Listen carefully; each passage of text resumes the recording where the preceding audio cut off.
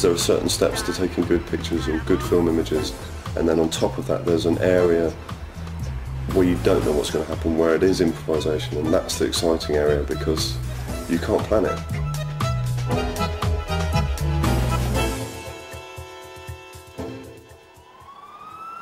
Most of the new cameras that are actually produced and designed by the Lomographic Society take multiple shots.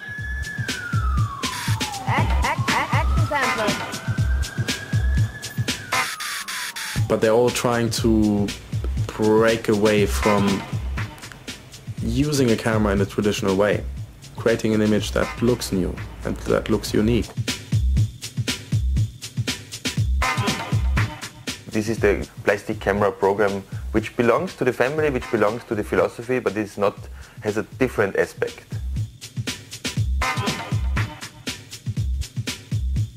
The action sampler has 4 lenses, which starts to open the lenses in one circle.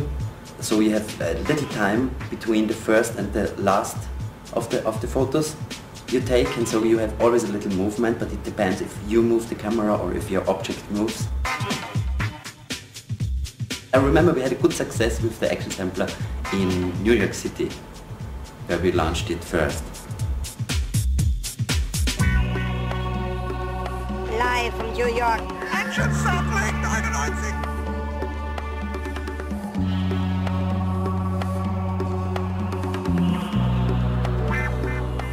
It was a best thing which could happen to us. All those little cameras with movements are from the content very lomographic.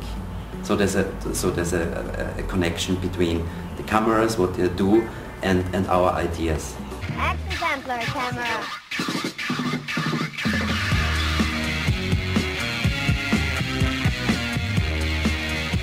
There is the action sampler camera, which was the first one. These are 4 lenses in a square.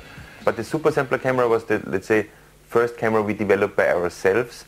The super sampler has 4 lenses in one line and takes 4 pictures in a series.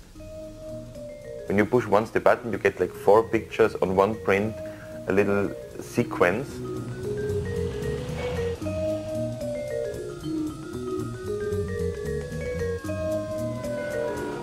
This camera is developed by ourselves, engineered and now produced in China.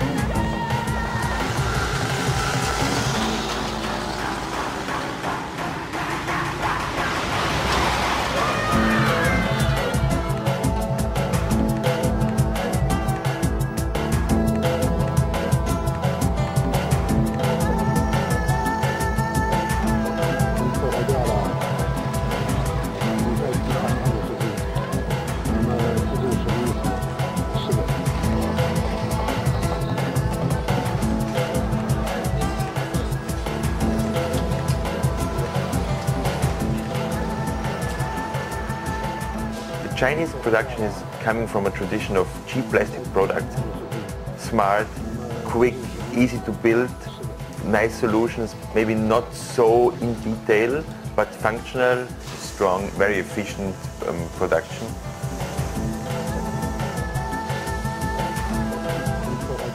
China is opening up very quick now, is economically really exploding in a way, and they can produce everything and they do it very, very quick.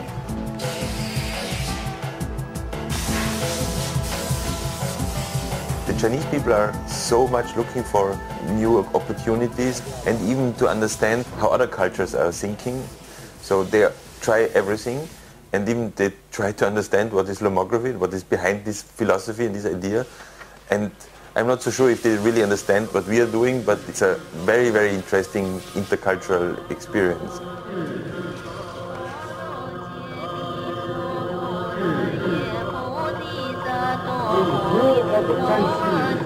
Since the beginning of lomography, 150,000 Lomo compacts have been sold.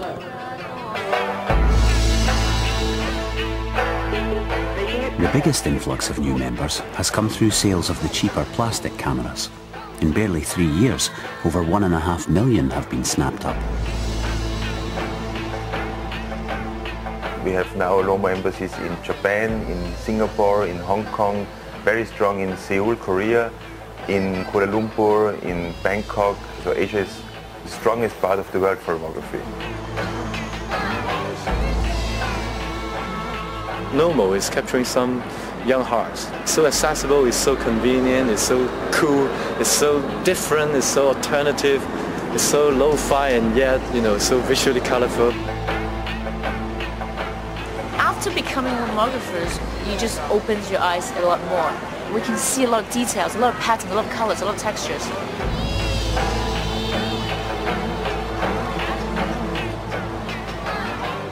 Lomo is a kind of, for me it's different because it's not just a camera.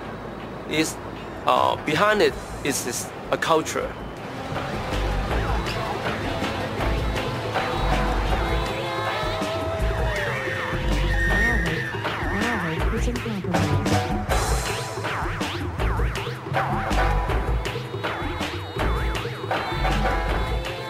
The job of an ambassador in Hong Kong is to keep a community going.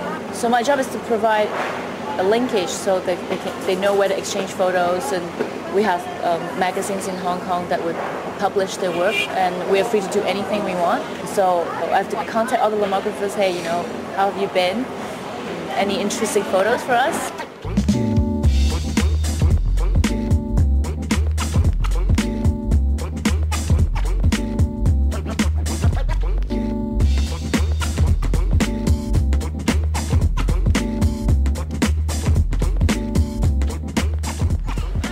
Two lomographers have a project called A Day in Life.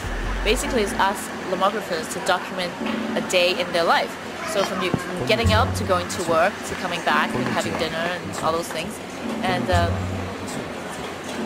I told them I would do one myself.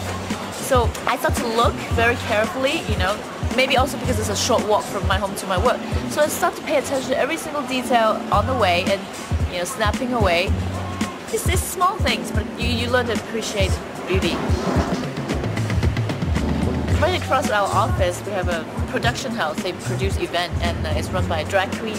So we always have very fascinating window display. So it'd be like carnival style, or sometimes a little bit of S&M. But accidentally, from the reflection, you can see our office. It looks like a double exposure. And I haven't really gone into trying double exposure yet, but that one looks like a cool double exposure. The drag queen's shop, but you can see our office in it.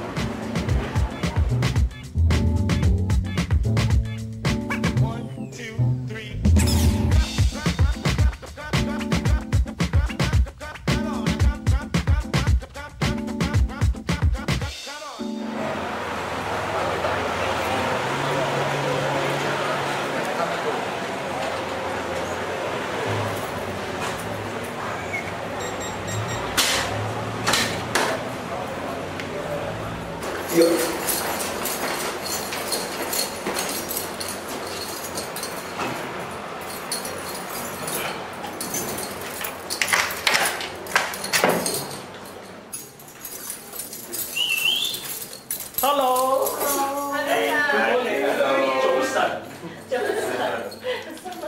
Going to Hong Kong, that's always a great experience, and to meet all the lomographers, and we have always a strong program and go out a lot.